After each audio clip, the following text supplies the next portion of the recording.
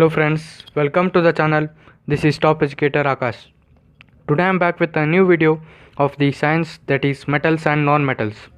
So here we are going to cover the complete chapter. So let us start the chapter metals and non-metals. In this topic we are going to cover physical properties of metals and non-metals and extraction of metals, as well as we are going to solve out the exercise and important questions. So let us start the topic. Here is an activity, that is, it is given in the textbook. You can refer the textbook. So that activity 3.1 is here. Take some samples of iron, copper, aluminum and magnesium, and now note the appearance of each sample. Clean the surface of each sample by rubbing them with sandpaper and note their appearance again. What do you observe? So here there are given some metals, that is iron, copper, aluminum and magnesium, and we need to rub them with sandpaper. After rubbing with sandpaper, we need to note the observations. So let us try. After observing, we will write it as they have shining surface, but it is before cleaning. But what is after cleaning? It remains same but becomes more shinier. So from this we can tell that they have shining surface, that is the metals have shining surface, and this is given a property called lustrous, that is metallic luster, that is metallic luster. And this property, that is the metals have a shining surface, is nothing but lustrous. So let us move to the next activity. So here is given that take small pieces of iron, copper, aluminum and magnesium. Now try to cut these metals with a sharp knife and note your observations. As well as now we have to take a piece of sodium metal with a pair of tongs. Now we have to try to cut with a knife. What is the observations? So first of all, we have taken that iron, copper, aluminum and magnesium. We have tried to cut it with a knife. What was the observation? That is, they are very hard to cut. But in case of sodium, that is very easily cut. So we can say that the metals are very hard to cut, but sodium is a exception, as well as potassium is also an exception. So this is also a property of metals, that is the metals are very hard. Now next, that is activity 3, that is take pieces of iron, zinc, lead and copper. Now place each metal on a block of iron and strike it 4 or 5 times with a hammer. So let's see the observations. After hitting with a hammer, what is the observation? That is, they take the form of sheets on beating, that is they turn into thin sheets. So what is this property called as? That is malleability. So the ability of metals to be beaten into thin sheets is called malleability. So you can observe aluminum, gold, foil. So these are the properties of metals. So one more property, that is with the activity. Consider some metals such as iron, copper, aluminum, lead, etc. Which of the above metals are also available in the form of wires? So we have saw the wires in our daily surrounding places, that is copper wire, aluminum wires. So but what is the property called as? That is converting the metal into thin wires. So we are going to study that. So the iron, copper, aluminum, gold, silver, platinum and tin metals are available in the form of wires, whereas lead, this is a exception. Lead is not available in the form of wire. So this property, where The ability of metals to be drawn into thin wires is called ductility. This property, that is ability of metals to be drawn into thin wires, is called ductility. So let us move to the next topic, that is, so here is a question that why are some metals used for making vessels? So pause the video and try to answer, but the answer is here itself, so you can see that why are some metals used for making vessels. So this may be a question, that is, some metals are used for making vessels because their thermal conduction property is very good. So that is heat conduction property is very good, as well as now they transmit heat easily, ensuring that the food gets cooked faster. So you have seen the utensils in your homes, and when you put it on the gas, they transmit heat from outside of the body to inside and to every part of the utensils. So this is very important for a utensil. So this should be made of metals, and this metal will transmit heat everywhere so that the food gets cooked very fast. Let us move to the next topic. Here is the activity. Take an aluminium or copper wire. So clamp this wire with on a stand as shown in the figure. So here is a wire and it is clamped on a stand, and fix a pin to the free end of the wire using wax. Here is a wax and it should be pinned here. Now heat the wire with a spirit lamp, candle or a burner near the place where it is clamped. So as we start burning with the burner, what do you observe after some time? One more question is that does the metal wire melt or not? So what are the observations? That is, first case, that is after some time the wax melts and the pin falls down. Suppose if we transmit heat over here, then the wax melts here.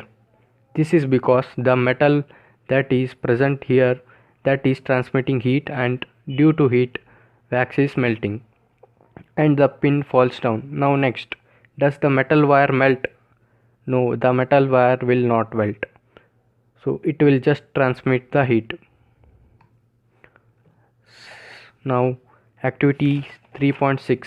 I am going to cover most of the things with activities, so please watch full videos. Set up an electric circuit as shown in the figure. So figure is in your book, so you can observe that. Place a metal in the circuit between terminals A and B. Does the bulb glow or not? So I have forgot to place the image over here. You can observe in the textbook that set up an electric circuit as shown in the figure. Now place a metal circuit between the terminals A and B. Does the bulb glow? So the bulb, inserting a piece of metals will glow the bulb, because a metal is a good conductor of electricity. So what does this indicate? So we have answered that is, it is a good conductor of electricity. Now metals are sonorous. It is also a very important property that may be asked in the exams, that is, the metals that produce a sound on striking a hard surface are said to be sonorous.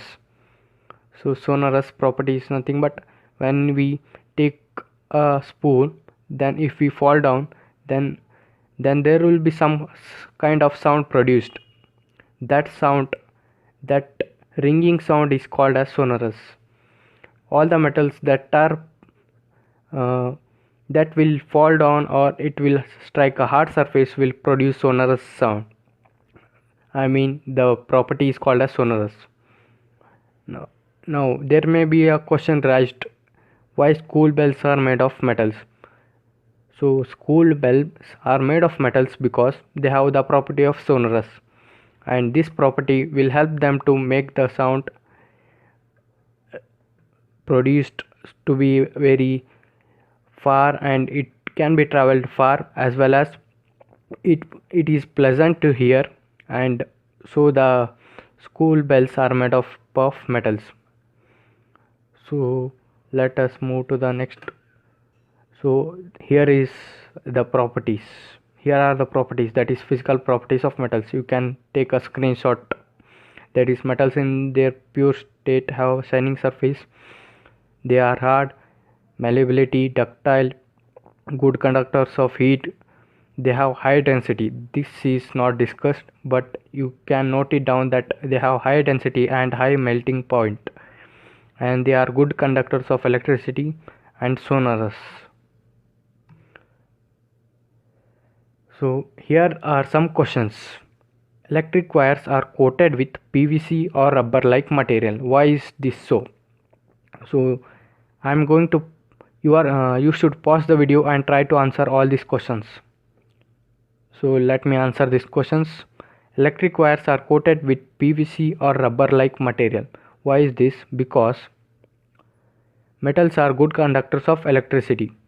So when PVC or rubber like material, which are non-metals, which are coated over the metals, does not allow the electricity to flow through the external part of the body.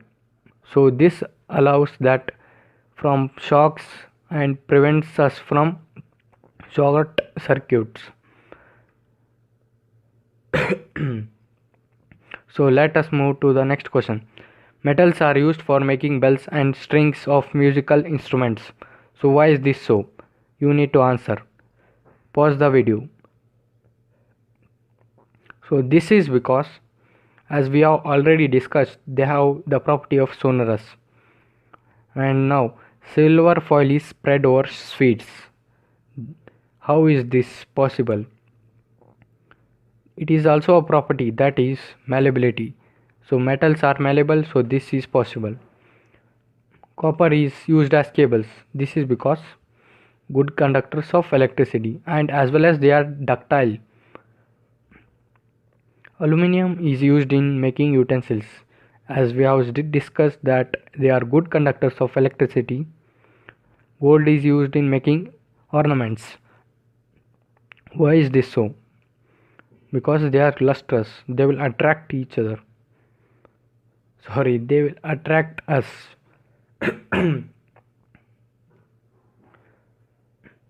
Now, here is a question that you are given a hammer, a battery, a bulb, wires, and a switch. Now, first question is that how could you use them to distinguish between samples of metals and non-metals? Now, next question. Assess the usefulness of these tests in distinguish between metals and non-metals. So how could you answer this? By mouth. So we can tell that with the hammer we can beat the sample, and if it can be beaten into thin sheets, that is, it is malleable, so it can be beaten into thin sheets, then it is metal. So whatever the metal we are taking, that should be beaten into thin sheets. Whatever the samples of metals or non-metals we are taking, that should be beaten into thin sheets. If it can't be beaten, then it is a non-metal. Similarly, we can use the battery bulb switch by connecting and making it a circuit and passing electricity through the sample. If the electricity flows, then it is a metal, and if it doesn't, it is a non-metal. Now, accessing the usefulness, how we can test distinguishing between metals and non-metals. The above tests are useful in distinguishing between metals and non-metals. So this is not important. Let's move. Here is also a question. Platinum, gold, and silver are used to make jewelry. Why is this so? This is because platinum, gold, and silver are lustrous and they do not corrode very easily. So let's move next question. Here is activity 3.7. Collect samples of carbon, coal, graphite, coal or graphite, that is carbon is nothing but coal or graphite, sulfur and iodine, and record your observations. First of all, we are going to observe that element symbol. First we have making table. So what type of surface do the carbon, sulfur, iodine have? Rough, and iodine is a shiny surface. Now hardness. As compared to hardness, carbon is a moderate hard, but sulfur and iodine are not hard. Malleability, so all are not malleable. Ductility, so all are not ductile. Heat, no one can be transferred heat. Now electricity. As comparing to electricity, there is no flow of electricity. And sonority, sonorous property is also not possible. So by recording these observations, we can state that these are non-metals. So we can differentiate them by the properties of metals and non-metals. Now we have studied the physical properties of metals as well as non-metals. We cannot group metal elements as metals and non-metals according to their physical properties alone. So because there are many exceptions involved. So here are the exceptions as well as some properties of metals and non-metals. So all metals except mercury are solids. All metals except mercury are solids. So this is very important. Mercury is a liquid metal. Now metals generally have high melting point except gallium and cesium. Gallium and cesium are those two metals which have very low melting point. If we place them in our palm, then it will take the heat of the palm and they will get melt. Now metals are very hard except lithium, sodium and potassium. As we have already discussed that if we cut with a knife, then they get cut. Now non-metals are dull except iodine. Iodine have a lustrous surface. Now non-metals are bad conductors of electricity except carbon in the form of graphite. So graphite is the only non-metal which can conduct electricity.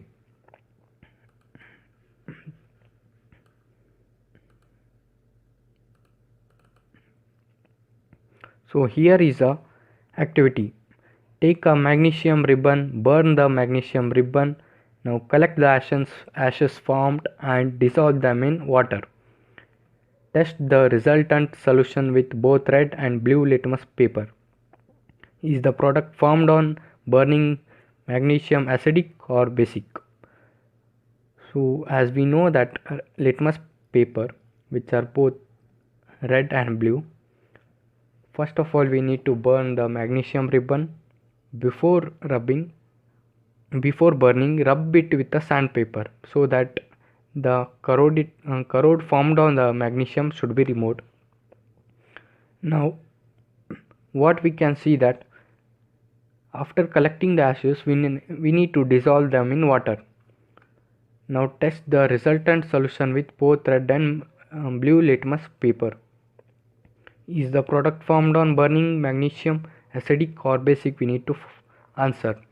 So as the answer is present over here, that is the product formed is basic. So how do you tell that it is basic? Because when we bring a red litmus paper in the solution, then it turns blue. In which solution? That is magnesium hydroxide. Now take some sulfur powder and burn it. Now place a test tube over the burning sulfur to collect the fumes produced. Add some water to the above test tube and shake. Test this solution with blue and red litmus paper. Is this acidic or basic? Write equation for these reactions. So the product formed is acidic. By burning sulfur powder, we get the equation as S plus O2, that is SO2 sulfur dioxide. Now if we dissolve sulfur dioxide in water, we will get H2SO4. As we know that H2SO4 is an acid. So let us move to the next topic. So this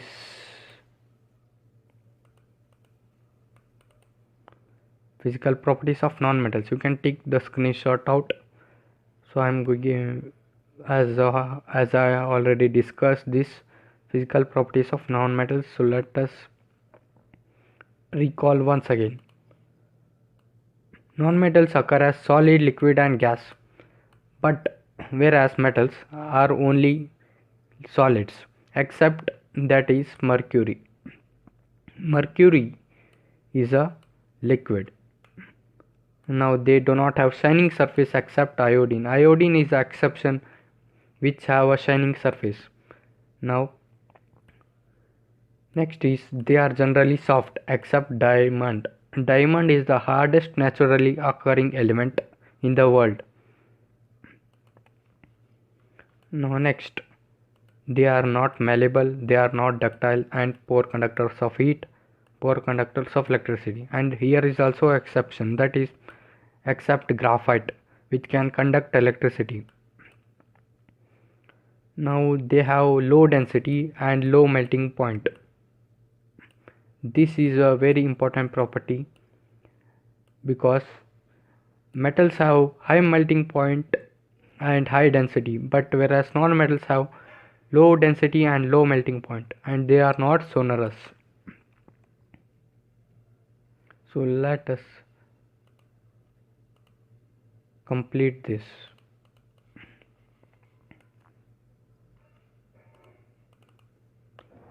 So this is a very good table for the reference purpose.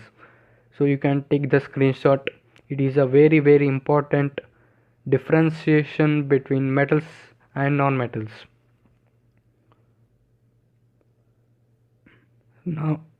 Now here is the end of that today's topic, that is physical properties of metals as well as non-metals. So subscribe my channel.